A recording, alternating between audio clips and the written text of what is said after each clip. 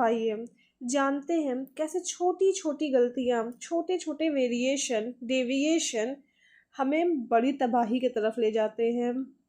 अस्सलामुअलैकुम everyone, welcome to my channel Muslima talks. अगर आप इस्लाम की तालीमात को आसान तरीके से समझना चाहते हैं और उसको अपनी डेली लाइफ में इम्प्लाई करना चाहते हैं तो please subscribe to my channel. I am sure सभी ने नूह अलैहिस्सलाम का जिक्र ज़रूर सुना होगा। उनकी कश्ती का जिक्र जो कि बहुत ही पॉपुलर है, कैसे उन्होंने 900 प्लस ईयर्स अपनी तबलीग में लगा दिया लेकिन अपने लोगों को सरकशी से नहीं रोक पाए। आज हम उन्हीं की कौम का एक और वाक़या सुनेंगे जिससे हम बहुत कुछ सीख सकते हैं। इस वाक़ये को कुरान में सूरतुल नूह में आयत नंबर 23 में कुछ इस तरह से किया गया जिसका मैं तर्जुमा बता रही हूँ।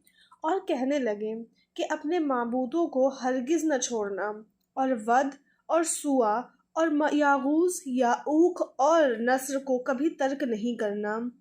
बेसिकली इसमें इनके 5 माबूदों का नाम बताया गया है, पर ये थे कौन? हज़रत अब्दुल्ला इब्न अब्बास रज़ियल्लाहु तआला अन्हु ने फरमाया ये नूह अलैहिस्सलाम के बाज़ नेक आदमी के नाम थे। जब वो फौत हो गए तो शैतान ने उनकी कौम के दिल में ये बात डाल दी कि जहाँ वो हजरात बैठा करते थे वहाँ उनके बुत बनाओ ताकि तुम्हें इबादत करने का और भी ज़्यादा शौक़ पैदा हो। उन्हें देखकर और उनकी कौम ने बिल्कुल वैसा ही किया। उस वक्त बुतों की पूजा नहीं होती थी।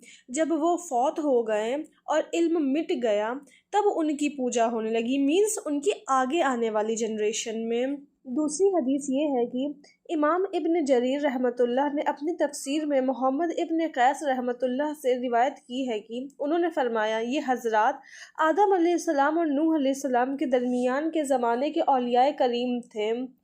उनके कुछ पैरोकार भी थे जो उनके तरीक़े पर चलते थे। जब वो फौत हो गए तो उनके पैरोकार ने कहा अगर हम इनकी तस्वीरें बना लें तो उनकी याद की वजह से हमें इबादत का शौक़ ज़्यादा पैदा होगा। चुनांचा उन्होंने उनकी तस्वीर बना ली। जब ये तस्वीर बनाने वाले फौत हो गए तो उनकी जगह दूसरे लोग आए और इब्लीस ने उनके दिलों में डाला कि ये वही लोग हैं जिनको तुम्हारे बाप दादा जिनकी इबादत किया करते थे, और इसी तरह से उनसे बारिश के लिए दुआ मांगते थे और यही लोग थे जो बारिश किया करते थे। चुनांचा इन्हीं सब की वजह से इनकी इबादत होना शुरू हो गई। बेसिकली इस किस्से से हमें ये समझ में आ रहा है कि कैसे एक जनरेशन का थोड़ा सा डेविएशन इस्लाम से आगे आने वाली जनरेशन को कितनी बड़ी तबाही की तरफ भेज दे रहा है। जब एक जनरेशन थी जिसका जिक्र अभी हमने बताया, जब उनके ज़माने के जो बहुत अच्छे औलियाए करीम थे, जब वो फौत हुए तो शैतान ने उनके दिल में वसवसा डाला कि इनकी हम लोग मूर्तियाँ, इनके हम लोग बुत बनाते हैं, इनको पूजेंगे नहीं, इनको बस हम लोग अपने घरों में रखेंगे ताकि जब हम इबादत करें तो हमें इनको देख के और भी अच्छी इबादत करने का शौक़ पैदा हो।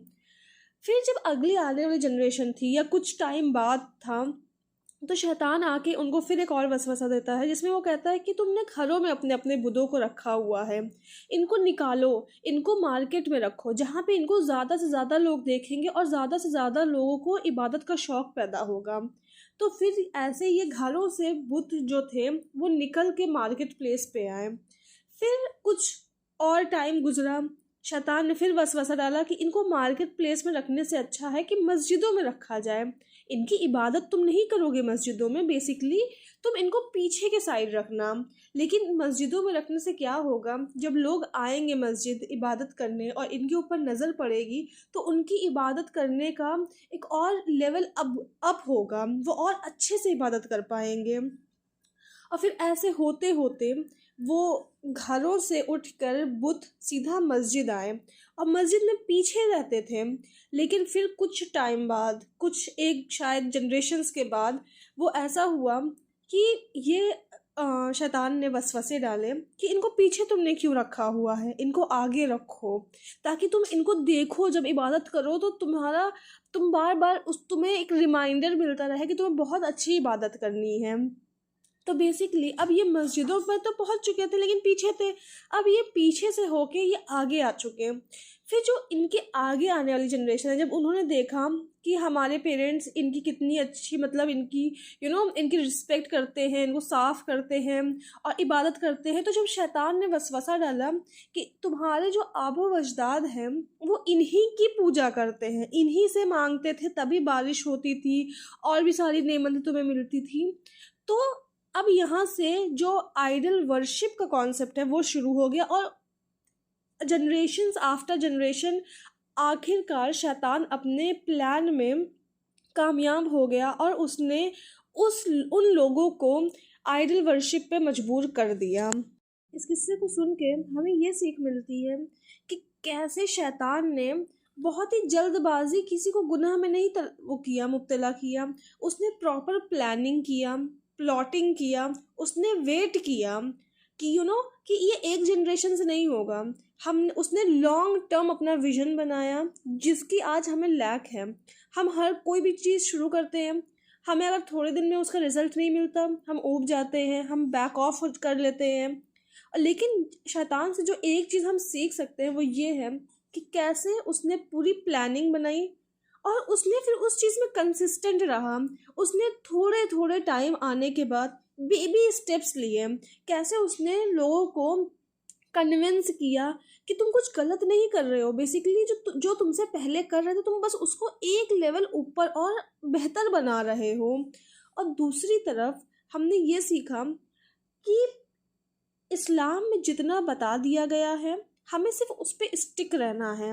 अपने से कोई चीज़ को बहुत बेहतर करने के चक्कर में हमें बिदत में नहीं शामिल हो जाना है। अक्सर जब मैं ये सुनती थी कि बिदत गुमराही है और गुमराही हमें जहन्नम में लेके जाती है और उसका ठिकाना जहन्नम में है, तो हम सोचते थे कि कैसे एक छोटा सा वेरिएशन इतना तब्दीली, मतलब इतना तबाही की तरफ हमें ले जा सकता है। आई मीन लोग जो कर रहे हैं, अगर फॉर एग्जांपल लोगों ने गले में जो लॉकेट या जो तावीज़ डाला होता है बेसिकली, उससे इतना क्या, अब ठीक है इस्लाम में नहीं बताया पर वो कर तो अच्छे इंटेंशन के साथ रहे हैं। पर जब मैंने ये वाकया सुना तो मैं बिल्कुल समझ गई कि कैसे छोटा सा डेविएशन, चाहे वो 1 डिग्री का ही क्यों ना हो, चाहे वो हाफ एन डिग्री का क्यों ना हो, लेकिन वो लॉन्ग टर्म में बहुत बड़ा चेंज ला सकता है। आज हम कितने सारे लोगों को देखते हैं, शायद उसमें हम भी हों, जो इस्लाम से हट के काम कर रहे हैं और उसको इस्लाम का हिस्सा समझ के काम कर रहे हैं। याद रखिए शैतान को गुनाह से ज़्यादा बिदत पसंद है, क्योंकि जब हम गुनाह करते हैं ना, हमें पता होता है कि हम ये काम गलत कर रहे हैं, गुनाह में हैं, तो हम कभी ना कभी उस चीज़ पे हमें पता है कि हम उस पे जाके सॉरी बोल देंगे, अल्लाह से तौबा कर लेंगे, अल्लाह के सामने गिड़गिड़ा के अपनी माफ़ी मांग लेंगे। लेकिन जो बिदत करते हैं ना, बिदत का हमें पछतावा नहीं होता, क्योंकि हम ये सोच के नहीं करते कि हम ये गलत कर रहे हैं, हम तो ये सोच के करते हैं ये तो हम नेक काम कर रहे हैं, और हम उसकी कभी माफ़ी ही नहीं मांगते हैं। और बिदत से बचने के लिए या कोई भी वेरिएशन से बचने के लिए बेसिकली हमें नॉलेज का होना बहुत ज़रूरी है, क्योंकि जब हमें पता ही नहीं होगा कि इस्लाम का क्या हिस्सा है और क्या नहीं है, तो हम उसमें डिफरेंस नहीं कर पाएंगे। सुनी सुनाई बातों पे जाने से बेहतर है कि हम प्रॉपर नॉलेज लें। तो हमें अपनी नॉलेज कहाँ से लेनी चाहिए? इसका आंसर सीधा सीधा है कि हमें अपने नॉलेज कुरान शरीफ से लेना चाहिए, कुरान पाक से और हदीस से लेना चाहिए, जिसमें हमारे नबी करीम सल्लल्लाहु अलैहि वसल्लम ने अपनी ज़िंदगी को कैसे बिताया, कोई एक पर्टिकुलर सिचुएशन को कैसे हैंडल किया, उसमें सब चीज़ डिस्क्राइब किया हुआ है। हमारे सहाबा रज़ियल्लाहु तआला अन्हुम ने कैसे अपनी ज़िंदगी गुजारी, आप सल्लल्लाहु अलैहि वसल्लम के हयात में रहने के टाइम कैसे गुजारी, उनके दुनिया से पर्दा करने के बाद उनके सामने जब कोई परेशानी आई, कोई सिचुएशन आई, तो उन्होंने कैसे मदद हासिल किया, कैसे उस टाइम जो आप सल्लल्लाहु अलैहि वसल्लम ने उनको सीख दी थी उसको कैसे इम्प्लीमेंट किया अपनी करंट सिचुएशन में, और कैसे उन्होंने अपनी प्रॉब्लम को सॉल्व किया। ये सब हम लोग सीख सकते हैं अपने जो भी सहाबा कराम हैं और कुरान शरीफ से। सो प्लीज़ नॉलेज गेन करिए, क्योंकि अल्लाह पाक ने भी जो कुरान शरीफ का सबसे पहला हुरूफ नाजिल फरमाया है वो इकरा है। इकरा मतलब पढ़ो, नॉलेज गेन करो। आप अपने आप को इम्प्रूव खुद करने के ज़िम्मे में हैं। जब अल्लाह के सामने हम खड़े होंगे तो हमें हमारे बारे में सवाल पूछा जाएगा। हम इंसान हैं, हम अक्ल रखते हैं। आज हम अपना अच्छा बुरा सब जानते हैं, कौन से कपड़े हमें पहनना है, कौन सा सनग्लास या कौन सा मोबाइल फ़ोन हमें लेना है जो हमारे लिए बेहतर होगा, वो सब हम अपने से डिसाइड करते हैं। तो इस्लाम में क्या चीज़ें बताई गई है, क्या चीज़ नहीं, उसको जानने का भी हमें खुद अपनी ज़िम्मेदारी लेनी पड़ेगी। तो इस होप के साथ मैं ये वीडियो यहीं एंड करती हूँ कि हम लोग एक बेहतर मुसलमान बनने का ट्राई करेंगे और इल्म हासिल करने का ट्राई करेंगे। आई एम श्योर जब मैं नेक्स्ट वीडियो में आप लोगों से मिलूँ तो मैं खुद भी एक बेहतर इंसान बनूँ और आप सब भी। तब तक के लिए ये वीडियो यहीं एंड करते हैं और इंशाल्लाह एक नई वीडियो में नए टॉपिक के साथ मिलेंगे। तब तक के लिए अस्सलामु अलैकुम।